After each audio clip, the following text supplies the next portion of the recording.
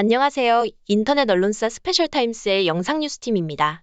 이번 소식은 김영철의 동네 한 바퀴 전북 부안, 적벽강, 격포리 어촌마을, 곰소항, 풀치조림, 오디잼, 제철백합, 화염 등 관련 뉴스입니다.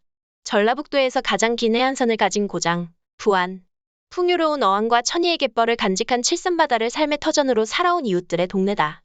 166번째 김영철의 동네 한 바퀴는 푸근한 품을 내어주는 바다와 그 품에 기대 살아가는 사람들이 있는 동네, 전북 부안으로 떠난다. 변산의 명승지, 적벽강 채석강과 더불어 부안의 절경으로 꼽히는 적벽강. 변산반도에서 서해바다 쪽으로 가장 많이 돌출된 지역에 위치한 해안 절벽이다. 송나라 시인 소동파가 즐겨 찾았던 적벽강과 닮았다고 하여 그 이름을 따왔다는데, 부안을 찾는 관광객이라면 1순위로 찾는 명승지이지만 이곳 주민들에겐 그저 삶의 터전이다. 적벽강을 배경 삼아 바지락을 캐는 어머니들을 만난다. 적벽강을 뒤로하고 노란 유채꽃이 막 피어나기 시작하는 산책로를 따라 언덕길을 오르면 칠산바다를 수호하는 신을 모신 수성당에 이른다. 수성당에서 드넓은 변산 앞바다를 굽어보며 부안 한 바퀴를 시작한다. 조개껍질과 사랑에 빠진 노총각. 격포리의 어촌마을을 걷다가 담벼락에 달과 부엉이가 옹기종기 올라가 있는 집을 발견한다. 자세히 보니 각기 다른 모양의 조개껍질을 하나하나 붙여 만든 조개 인형이다. 입에는 조개껍질과 사랑에 빠져 12년째 조개껍질만 만진다는 노총각이 살고 있다는데, 횟집에서 일하면서 버려지는 조개껍질이 아까워 주워다가 동물 인형을 하나둘 만들기 시작한 조성술 씨. 만들다 보니 어느새 방 전체가 조개껍질 인형으로 가득 채워졌단다. 연로한 어머니는 50이 넘은 나이에 장가도 안 가고 조개껍질만 만지는 성술 씨가 답답하기만 하다는데, 고향 바다에 대한 애정으로 버려지는 조개껍질에 생명을 불어넣는 조성술 씨의 동심 가득한 작품들을 만나본다. 곰소항의 밥도둑, 풀치조림 한 상. 같이 이 새끼를 말하는 풀치. 가늘고 기다란 풀잎을 닮았다에서 붙여진 이름인데, 곰소항을 걷다 보면 곳곳에서 풀치를 말리는 풍경을 볼 수 있다. 갈치와 달리 해풍에 꾸덕꾸덕 말려 살이 단단하고 쫄깃한 것이 특징이다. 곰소항 인근에는 최초로 풀치를 전문으로 선보인 가게가 있다는데, 풀치 내장으로 만든 풀치 속젓과 매콤한 양념 맛이 일품인 풀치조림이 이 집의 자랑이다. 지금은 모녀가 다정하게 가게를 운영 중이지만 원래 요리사였던 남편이 뇌출혈로 쓰러지며 가게를 도맡게 된 거라는데, 아내가 가게를 이어받으며 원래 주력 메뉴였던 매운탕 대신 곰소 특산품인 풀치로 종목을 바꾸고 이 동네 최초로 풀치조림 한 상을 선보이기 시작했다고.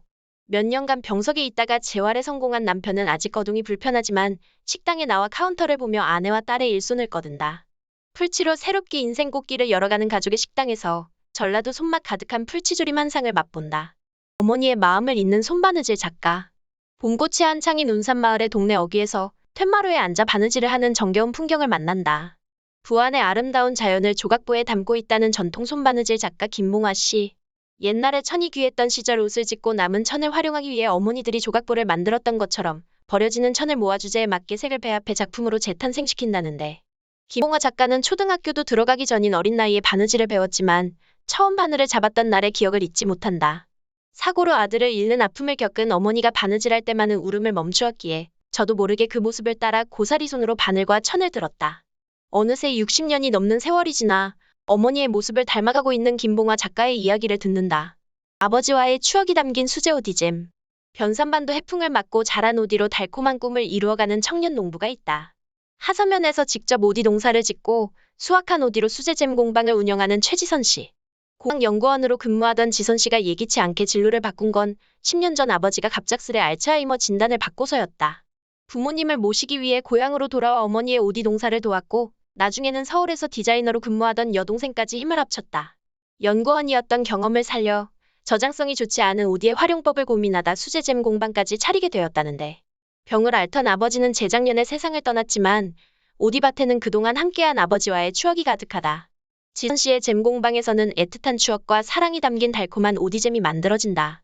봄갯벌의 보물, 조개미 마을의 제철 백합. 워낙 귀하고 맛이 좋아 조개의 여왕으로 불리는 백합.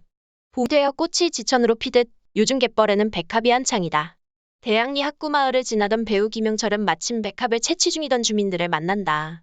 마을 이름에 대합조개 합자가 들어간 이 동네는 그 이름처럼 조개가 많이 잡히기로 유명해 예로부터 조개미 마을로 불렸다. 87세의 나이에도 쉬지 않고 갯벌에 나와 일손을 꺼든다는 김명순 어머니는 일평생 바닷바람을 맞으며 조개를 캐왔다는데, 사업에 실패한 남편 대신 가족을 부양할 수밖에 없었던 어머니에게 바다는 고맙고도 아픈 삶 그 자체다. 배우 김영철은 학구마을 사람들의 새참에 함께하며 그 시절 어머니에게 보물과도 같았던 백합을 맛본다. 잊혀가는 전통 소금, 화염 만드는 노부부. 조선시대부터 소금을 생산했다는 기록이 전해져 오는 곰서. 우리나라에서 몇 안 되는 천일염전이 남아있는 곳으로 유명하지만 조선시대 세종실록 지리지, 택리지 등에는 곰소만 사람들이 천일염이 아닌 바닷물을 끓여 소금을 생산했다는 기록이 전해진다.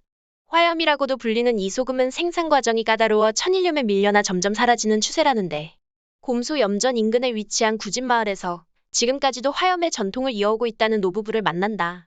전 시절에는 뱃사람이었던 남편 김평수 어르신은 점점 마을의 전통이 사라지는 것이 안타까워 옛날 어른들이 만들었던 방법을 떠올리며 직접 소금 가마를 제작하고 화염을 만들기 시작했다는데 어렵게 만든 소금은 이웃들과 나누며 돈보다 짭짤한 기쁨을 나눈다. 오랜 세월이 흘러 강산이 변했대도 변하지 않는 소중한 마음을 간직한 노부부의 봄날 같은 시간을 들여다본다.